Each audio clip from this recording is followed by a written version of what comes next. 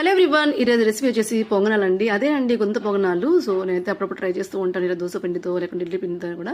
నా దగ్గర ఇక్కడ దోశ పిండి కొంచెం మిగిలిపోయింది, మంచి పొంగి ఉందనమాట. కానీ దోశలు సరిపోవు కాబట్టి ఈరోజు నేను పొంగనాలు ట్రై చేశాను అనమాట యాజ్ అ బ్రేక్ఫాస్ట్గా. దీంట్లోకి ముందుగా ఒక 4 టేబుల్ స్పూన్ బొంబాయి రవ్వను కొద్దిగా వాటర్ యాడ్ చేసుకుని కొద్దిగా సాఫ్ట్ అయిన తర్వాత దీంట్లో యాడ్ చేశాను.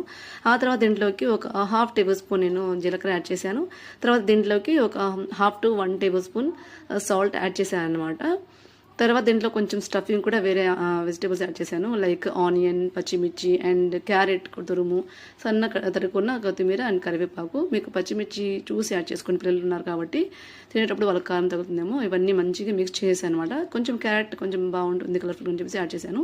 ఆ తర్వాత అప్పం ప్యాన్ ఉంది కదా మన దగ్గర, అదే పొంగనాల తవా ఉంది కదా, దాంట్లో ఫస్ట్ ఆయిల్ని యాడ్ చేస్తున్నాను. మీరు కావాలంటే ఆయిల్ని గ్రీజన్ చేసుకోవచ్చు, సరిపోతుంది. తర్వాత నేను ఇక్కడ మనం రెడీ చేసుకున్న ముందు పొంగనం బ్యాటర్ని యాడ్ చేశాను అనమాట. తర్వాత ఈ మొత్తం ఫిల్ చేసేసుకున్నాను అండి ఈ పొంగనాలు మొత్తం. ఆ తర్వాత స్టవ్ మీద పెట్టేసుకుని సిమ్లో పెట్టేసుకున్నాను అండి. ఎగ్జాక్ట్లీ ఇన్ 5 minutes అనమాట. ఒక 2 minutes అయితే ఫస్ట్ నేను మూత పెట్టేసి ఫస్ట్ ఇలా స్టవ్ పెట్టేశాను. తర్వాత ఒక 1-2 minutes అయిన తర్వాత మళ్ళీ ఫ్లిప్ చేశాను అనమాట. సో ఈజీగా అయిపోయి పొంగనాలండి, చాలా సాఫ్ట్గా ఉంటాయి. పిల్లలు కూడా చాలా ఇంట్రెస్టింగ్గా తింటారు, కొంచెం వెరైటీగా ఉంది కాబట్టి.